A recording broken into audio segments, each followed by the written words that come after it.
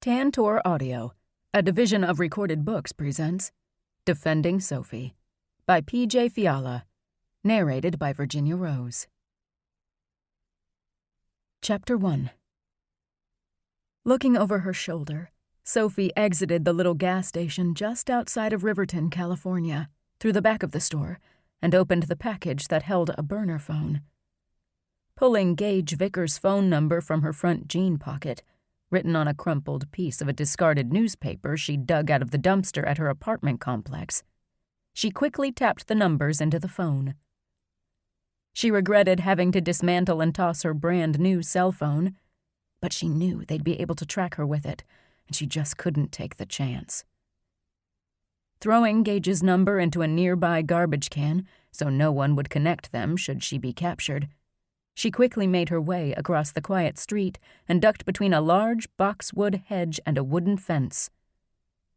Pressing her back to the warm wood, her eyes ever vigilant to her surroundings, she remained wary. Her heart was still pounding hard from her run through the woods.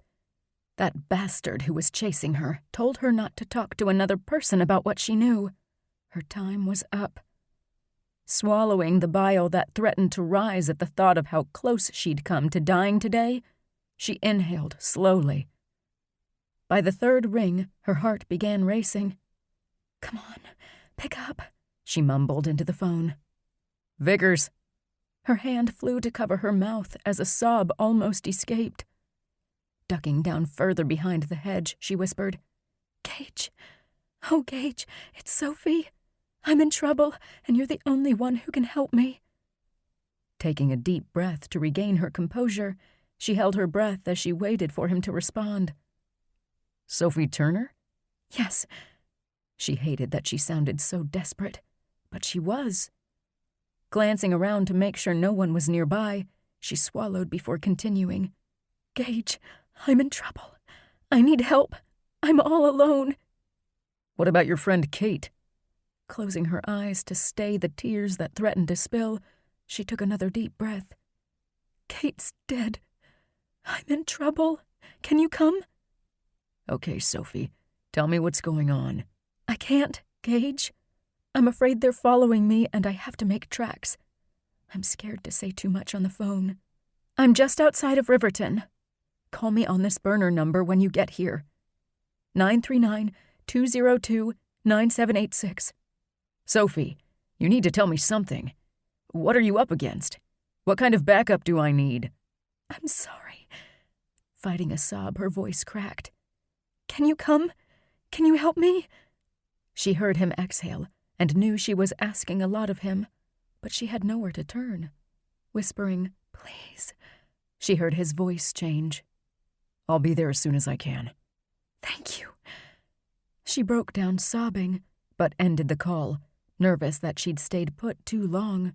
Looking all around, she stepped from between the hedge and the fence, heading south toward Canyon Creek.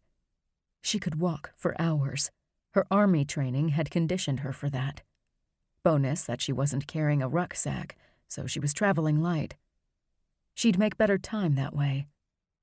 Attacked from behind, strong arms wrapped themselves around her. She felt herself falling to the ground, face first, and tried to twist to land on her attacker. Not quite managing, her right shoulder took the brunt of the fall, but not before her attacker managed to reach around and punch her in the jaw once, bringing stars to her eyes. She heard her phone clatter to the ground, and her eyes fell on it just in time to see it slide under a nearby trash can with wheels. Shit.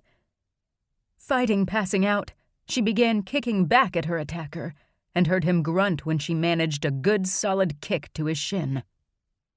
Taking the opportunity, she threw her head back and connected with his nose.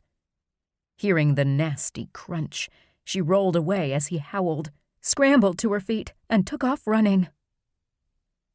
The pain slicing through her shoulder hampered her pace, but she was determined to keep going. No way she'd allow them to kill her like they killed Kate. No way in hell. The bastards. Setting her mind to hear the music she played in her head during their long and arduous runs in the army, she steadied her pace and refused to look back. Reaching the nearby woods, she ducked in and carefully watched the terrain as she navigated the downed branches and stumps of trees long ago fallen. Listening for anything behind her, she finally ventured a glance and saw that she wasn't being followed, at least not closely. Slowing her pace to a fast walk, she looked up through the trees to see where the sun was in the sky. At 2 p.m. in California, the sun was just beginning its descent toward the west, so she adjusted her direction and headed due south. The sun would still shine brightly for another 5 hours or so. She could realistically travel 10 to 12 miles in that time. She'd done it more than once, but she'd never been more determined than now to make time and distance. She'd find a place to rest tonight. Then she'd find a way to go back in the morning and retrieve her phone. That was the only place she had Gaige's number, and it was the only way Gaige had to reach her. Hopefully, her attacker didn't see the phone slide to its landing place.